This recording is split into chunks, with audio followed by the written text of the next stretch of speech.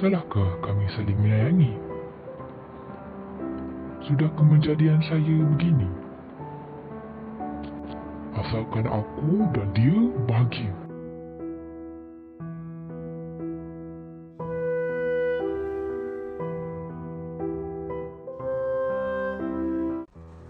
Sejak kebelakangan ini, masalah yang melibatkan golongan homoseksual ini semakin menular dalam kalangan masyarakat di Malaysia. Pembawakan budaya barat yang agresif ini telah mengubah corak budaya dan sosial di Malaysia dengan perluasan komuniti LGBTQIA+. Rangkaian aksara huruf tersebut adalah lesbian. Lesbian merupakan perempuan yang mempunyai daya tarikan seksual terhadap kaum sejenisnya atau lebih dikenali sebagai perempuan homoseksual. Gay. Gay merupakan lelaki yang mempunyai tarikan seksual terhadap kaum sejenisnya atau lebih dikenali sebagai lelaki homoseksual. Bisexual. Bisexual adalah cenderung untuk melakukan hubungan seks dengan lelaki maupun perempuan. Transsexual. Transsexual adalah seseorang lelaki atau perempuan yang berperasaan dan berpenampilan sebagai anggota jantina yang satu lagi dan kadang-kadang mereka menukar organ jantinanya melalui pembedahan. Questioning. Questioning ialah penuh tanda tanya atau menyoal mewakili orang yang tidak pasti akan seksual atau identiti jantina mereka. Intersex. Intersex pula individu yang mempunyai kedua-dua sifat kelelakian dan keperempuanan sama ada dari segi fizikal atau perasaan. LA.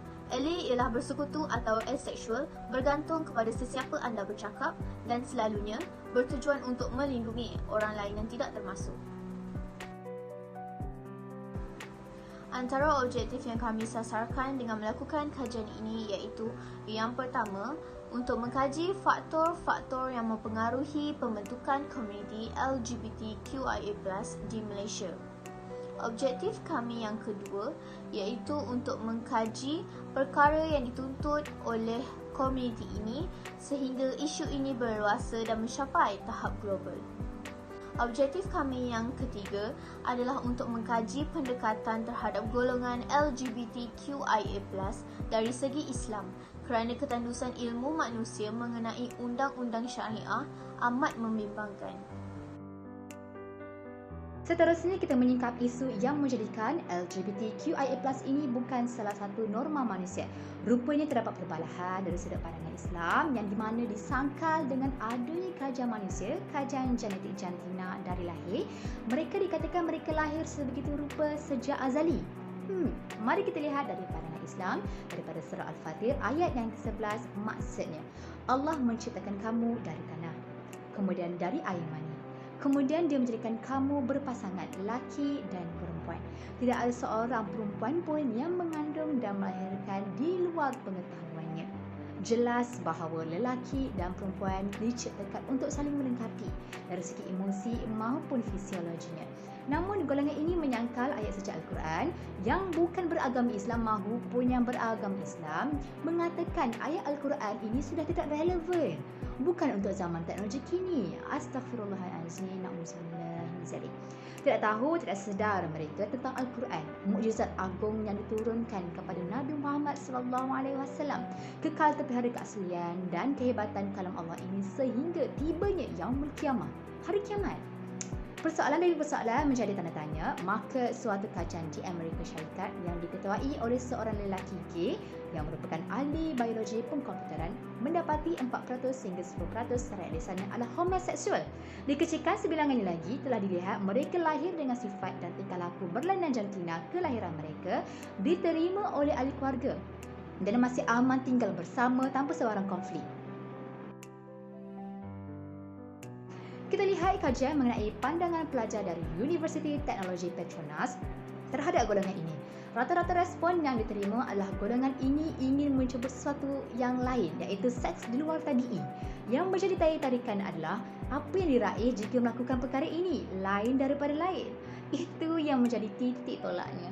Seterusnya, media lucah dari luar negara maupun dalam negara disebarkan di banyak platform seperti WhatsApp, YouTube, Telegram juga ada. Malahan rancangan kanak-kanak yang berunsur keluarga, tontonan keluarga mempunyai unsur-unsur sebegini. Masya Allah, apa nak jadi? Kajian kedua adalah dari sudut undang-undang syariah dan undang-undang sivil di Malaysia, melakukan perbandingan apa tindak tanduk sistem undang-undang yang ada di Malaysia. Pertama, dari sudut syariah, terdapat dua jenis kesalahan, yakni kesalahan secara langsung juga kesalahan tidak langsung. Contoh kesalahan langsung adalah kesalahan meliwat, kesalahan musahaqah, kesalahan jantina perempuan, kesalahan luar tabi'i, kesalahan wanita berlagak atau meniru tindak tanduk pakaian lelaki, dan juga sebaliknya. Kesalahan tidak langsung adalah kesalahan melanggar fatwa Islam seperti menukar mana-mana organ yang bukan pada aslinya. Dan juga kesalahan menggalakkan maksiat, menyokong seperti mana hadis riwayat Ahmad Abu Daud. Barang siapa yang menyerupai satu kaum, maka dia termasuk dalam golongan mereka. Kamu suka golongan itu, kamu masuk golongan itu. Masya Allah. Jadi seterusnya kita lihat daripada Undang Sivil, terdapat Perlembagaan Persekutuan juga Kanun Kesesaan. Dari Perlembagaan Perkara 11, kebebasan beragama tidak menjadikan membenarkan apa-apa perbuatan yang berlawan dengan mana-mana undang-undang am berhubung dengan ketenteraan awam atau prinsip moral sebagaimana yang dinyatakan di bawah Perkara 11/5. Kanun Kesesaan pula menyentuh dari Akta 574 dari di bawah Seksyen 377A juga 377D. Kajian lain pula mengenai isu dan cara penyelesaian, di mana dia menggesa perketatkan lagi kawalan undang-undang syariah dan kanun kesesian ini diminta dilihat semula secara relevan ataupun tidak dengan isu semasa supaya perjuangan ini bukan sia-sia. Selain itu, peranan aktivitis bukan kerajaan iaitu NGO diharapkan supaya lebih giat untuk membantu JAKIM dan juga JAIS juga jabatan kementerian lain seperti sukarelawan IPTA, Persatuan Wanita Sedunia. Besar harapan kami, besar harapan kita untuk dapat pulihkan semula mereka-mereka ini, golongan ini daripada terjebak dengan perkara-perkara seperti ini. Semoga inspirasi kita ini dapat dicapai. Metodologi kajian. Kami telah menggunakan kaedah kualitatif bagi mengumpul data-data kajian ini. Kaedah ini digunakan untuk mengkaji isu dengan memfokuskan hasil dapatan kajian. Antara komponen-komponen kaedah ini adalah temu bual, pemerhatian dan analisis dokumen. Untuk kajian ini, kami telah menggunakan perisian Google Form yang telah diedarkan melalui aplikasi WhatsApp. Dengan adanya perisian Google Form ini, kami dapat mengumpulkan data-data yang berkaitan dengan objektif kajian ini. Hanya 30 responden sahaja yang digunakan bagi perisian Google Form ini. Dengan penggunaan kaedah ini, kami tidak mengeluarkan sebarang kos kerana perisian Google Form ini hanya dilakukan di atas talian sahaja. Objektif yang pertama bagi kajian ini adalah faktor-faktor yang mempengaruhi pembentukan komuniti LGBT di Malaysia. Mengikut graf data, kebanyakan responden mengetahui tentang komuniti ini melalui drama ataupun filem dan juga media sosial. Pada masa kini, kebanyakan orang lebih suka menonton filem ataupun drama melalui aplikasi-aplikasi yang ada di telefon pintar. Kerana dengan adanya aplikasi itu, mereka mudah untuk menonton filem di mana sahaja dan mudah dibawa ke mana-mana sahaja. Seperti contohnya aplikasi Netflix. Aplikasi Netflix ini adalah kepunyaan syarikat di Amerika. Amerika adalah negara yang menerima kewujudan komuniti LGBT ini. Mereka tidak menentang komuniti ini kerana mereka berfikiran terbuka ataupun bebas. Berbalik kepada aplikasi Netflix tadi, di dalam aplikasi Netflix itu, mereka menayangkan pelbagai drama dan filem. Tetapi mereka tidak menapis drama-drama ataupun filem-filem yang ditayangkan dan telah dibawa masuk ke dalam Malaysia. Hal ini amat membimbangkan kerana kemungkinan rakyat Malaysia akan terpengaruh dengan drama ataupun filem yang ditayangkan di Netflix itu tanpa tampisan. Media sosial adalah faktor tambahan bagi faktor yang mempengaruhi pembentukan komuniti LGBT di Malaysia. Mengikut data-data responden yang telah kami kumpul, kebanyakan responden juga mengetahui tentang LGBT ini melalui media sosial. Media sosial adalah satu platform di mana mereka dapat berhubung antara satu sama lain dan juga mereka dapat mengetahui pelbagai maklumat. Antara contoh media sosial adalah WhatsApp, Facebook, Twitter dan juga Telegram. Media sosial dapat mempengaruhi pengguna-penggunanya dengan cara memaparkan maklumat-maklumat tentang LGBT ini dengan cara yang menarik. Apabila pengguna-pengguna melihat maklumat-maklumat tentang LGBT ini, mereka tertarik untuk lebih mendekati komuniti LGBT ini dan akan memberi kesan negatif kepada mereka semua. Objektif kedua ialah perkara yang dituntut oleh komuniti LGBT di Malaysia. Terdapat 3 soalan yang telah diajukan kepada responden. Berdasarkan maklumat pertama yang telah diperolehi, majoriti responden tidak bersetuju tentang penuntutan hak asasi dan pengiktirafan terhadap seksualiti LGBT kerana ianya telah menyalahi undang-undang dan hukum agama. Kumpulan ini telah memberikan tekanan kepada beberapa organisasi dunia supaya memberikan pengiktirafan kepada mereka. Contohnya, gabungan NGO Hak Asasi Manusia Bomengo meminta Malaysia memberikan pengiktirafan hak SOGI iaitu orientasi seksual dan identiti gender. Mereka menegaskan bahawa orientasi seksual harus dihormati dan diterima sebagai hak asasi manusia. Tindakan ini tidak disetujui oleh orang ramai kerana tingkah laku secara rasionalnya adalah salah dan telah menjatuhkan agama Islam yang merupakan agama rasmi di Malaysia. Oleh itu, komuniti ini harus diperhatikan dan kerajaan harus tidak memberikan pengiktirafan kepada mereka demi kepentingan negara. Seterusnya, soalan yang kedua ialah apakah desakan golongan LGBT yang menuntut pemalsuan undang-undang yang mengharamkan perbuatan seksual ini disetujui atau tidak? Ternyata, majoriti responden tidak bersetuju dengan kenyataan tersebut. Hal ini kerana undang-undang yang dicipta bukanlah untuk kesenangan maupun untuk kepentingan sesuatu pihak.